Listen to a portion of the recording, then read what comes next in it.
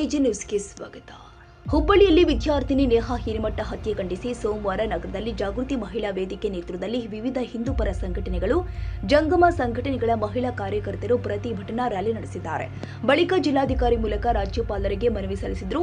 ನಗರದ ಸಮಾದೇವಿ ಗಲ್ಲಿಯಿಂದ ಚಿನ್ನಮ್ಮ ವೃತ್ತದವರೆಗೆ ಬೃಹತ್ ಪ್ರತಿಭಟನಾ ರ್ಯಾಲಿ ನಡೆಸಿದ ವಿವಿಧ ಮಠಾಧೀಶರು, ಜಂಗಮರು, ಮಹಿಳಾ ಕಾರ್ಯಕರ್ತರು, ವಿವಿಧ ಸಂಘಟನೆಗಳ ಮುಖಂಡರು ಸರ್ಕಾರದ ವಿರುದ್ಧ ಘೋಷಣೆ ಕೂಗಿದ್ದಾರೆ. ವಿದ್ಯಾರ್ಥಿನಿ ನೇಹಾ ಹಿರೇಮಠ ಹತ್ಯೆ ಪ್ರಕರಣದ ಆರೋಪಿಗೆ ಗಲ್ಲು ಶಿಕ್ಷೆಗೆ ಒಳಪಡಿಸಬೇಕು. ಈ ಪ್ರಕರಣವನ್ನು ಉನ್ನತ ಮಟ್ಟದ ತನಿಖೆ ನಡೆಸಲು ಸರ್ಕಾರ ಆದೇಶಿಸಬೇಕು.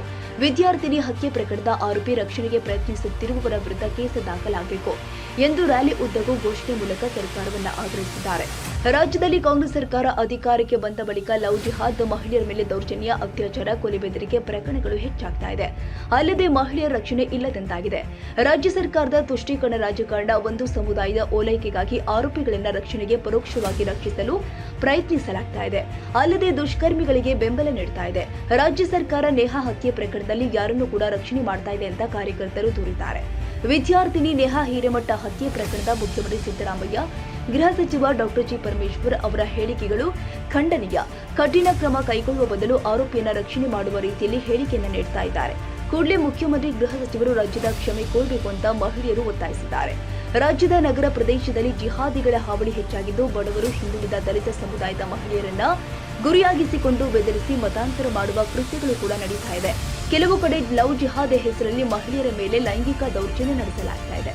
ಇಂತಹ ಜಿಹಾದಿಗಳ ವಿರುದ್ಧ ರಾಜ್ಯ ಕಾಂಗ್ರೆಸ್ ಸರ್ಕಾರ ಕ್ರಮ ಕೈಗೊಳ್ತಾ ಇಲ್ಲ. ಅಲ್ಲದೆ ಪೊಲೀಸ್ ಠಾಣೆಯಲ್ಲಿ ಅವಿರುದ್ಧ ಕೇಸ್ಗಳನ್ನು ದಾಖಲಿಸದಂತೆ ಪೊಲೀಸರ ಮೇಲೆ ಕಾಂಗ್ರೆಸ್ ನಾಯಕರು ಒತ್ತಡ ಹಾಕ್ತಾ ಇದ್ದಾರೆ. ಇದರಿಂದಾಗಿ ಮಹಿಳೆಯರಿಗೆ ಸೂಕ್ತ ರಕ್ಷಣೆ ಇಲ್ಲದಂತಾಗಿದೆ. ಹಾಗಾಗಿ ರಾಜ್ಯಪಾಲರು ಮಧ್ಯಪ್ರವೇಶಿಸಿ ಸರ್ಕಾರಕ್ಕೆ ಸೂಕ್ತ ನಿರ್ದೇಶನ ನೀಡಬೇಕು ಅಂತ ಮಹಿಳಾ ಕಾರ್ಯಕರ್ತರು ಮನವಿ ಮೂಲಕ ವಿನಂತಿಸಿದ್ದಾರೆ. ಬೆಳಗಾವಿ ರುದ್ರಕೇಸರಿ ಮಠಾಧೀಶ ಹರಿಗುರು ಮಹಾರಾಜ ನಾಗನಾಥ ಸ್ವಾಮೀಜಿ, ಶಿಂದಿಕೊಳ್ಳ ಮಠ ಗಂಗಾಧರ ಸ್ವಾಮೀಜಿ, ಶಿವಾಪುರ ಮುಪ್ಪಿನ ಕಾಡಸಿದ್ದೇಶ್ವರ ಸ್ವಾಮೀಜಿ, ಅಧ್ಯಕ್ಷ ರಾಜಶ್ರೀ ಜಾಧವ್, ವಿದ್ಯಾ ಜೋಶಿ, ಪಾಲಿಕೆ ಬಿಜೆಪಿ ಸದಸ್ಯರು ಕೃಷ್ಣ ಭಟ್, ರಮೇಶ್ ದೇಶಪಾಂಡೆ, ಹನುಮಂತ ಕೊಂಗಾಲಿ, ಸಂಜಯ್ ಪಾಟೀಲ್ ಇತರರು ಉಪಸ್ಥಿತರಿದ್ದರು.